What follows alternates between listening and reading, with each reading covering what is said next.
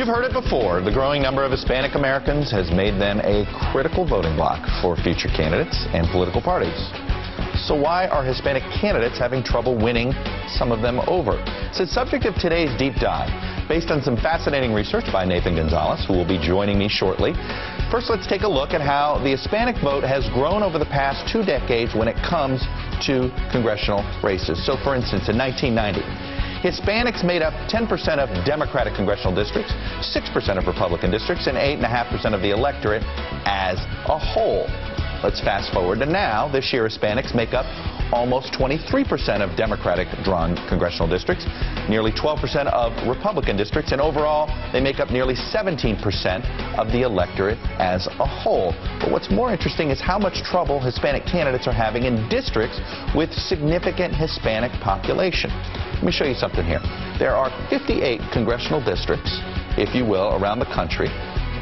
We'll see how my drawing is these days. 58 around the country, and no surprise as to where these Hispanic districts, with at least 30% of the population being Hispanic. Obviously, a lot in the Southwest, a lot in California and Florida, and a smattering up here in New York and New Jersey. 26 in California, 13 in Texas, 6 in Florida, and some up there in the Northeast. And what's interesting there, though, is less than half, just 25 of them, are represented by a Hispanic member of Congress, or 43%. The reasons vary from place to place. In some areas, for example, there's no Hispanic candidate running. One constant, the gap between potential voter and actual voter tends to be wider among Hispanics than other groups. African Americans, they don't have this problem. There are, for instance, 44 congressional districts where African American voters make up more than 30% of the voting age population, as you can see here, mostly in the eastern half of the country. 32 of those districts are represented by an African American member of Congress. That's about 73%.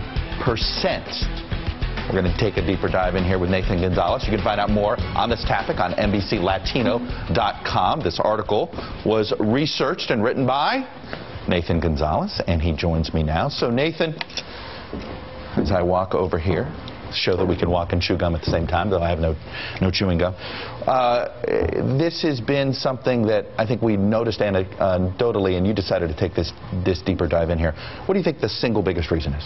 Well, I think there's a couple of different reasons, but one is the one you just walked through. It's that the population, at every level, from the population of a district to the voting age population of a district, then to the citizen voting age population of the district, to the actual electorate.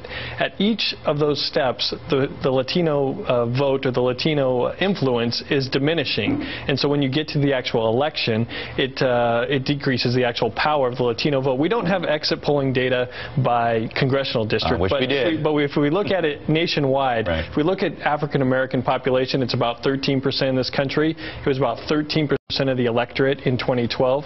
The Hispanic population is about 16%, but only 10% of the electorate in 2012 nationwide. So that's one of the problems. But we've also seen, and I've noticed that there are Democratic primaries where you would expect, and you'd have an Hispanic candidate. We've seen this a lot in Texas. There are a lot of times where an Anglo candidate will defeat an Hispanic candidate in a Democratic primary. So this turnout issue, there seems to be a voter engagement. It's not just the population not matching the voter registration number. Voter engagement seems to be short. Right. A Latino candidate losing to an Anglo candidate or an African American candidate. There's 6 congressional districts that have at least 30% of the voting age population being Hispanic and black, and in 5 out of 6, the black candidate prevailed, usually in the Democratic primary. And so, but it comes down to that electorate, the Latino electorate, just isn't matching the population. But in some of those races, there isn't even a Latino candidate to be elected, because these elected officials understand that voting age population can just be a mirage, and it really doesn't look like a great opportunity for a Latino candidate, so they don't even run in the first place. It seems, and this is something you see when you talk to Democrats, they wish there were more Hispanic statewide candidates. They had that there seems to be a pipeline issue, and it goes to right here. You're not seeing some of these candidates. Is there a effort underway at all among groups, both on the Republican side or Democratic side, to get more Hispanics to say, run for city council, then run for mayor, then run, to create essentially the candidate bench? Well, I think both parties want more Hispanic candidates running. But I know that if you talk to Latino operatives, they would say that in some cases the party is to blame, because the party is still saying, no, you need to wait your turn. I mean, I talked about in the NBC Latino article, Nevada's 1st District, where State Senator Ruben Kihuen was the kind of anointed choice by Leader Reed. But then when Dina Titus, the former Congresswoman, said she wanted to run, they said, okay, Ruben, step aside, wait your turn, and you'll get your chance down the road. And so in some cases it's having candidates in the pipeline, but I know that there's a lot of frustration for people to say, why do we have to keep waiting our turn when we have this big population? But is there any evidence to suggest, though, that maybe Latino voters don't necessarily respond to identity politics?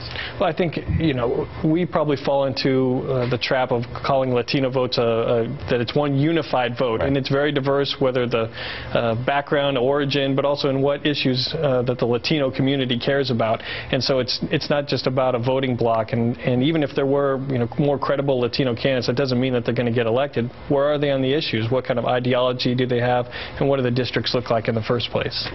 All right, Nathan Gonzales with a fascinating little deep dive there, and so we put it to television. As always, thank you, sir. Thank you. You can check out Nathan's report. It is on NBCLatino.com. Of course, we always check out Nathan, the Rothenberg Political Report, and his boss, Stu. Anyway, our Friday Gaggle will be here next to wrap up the week, but first...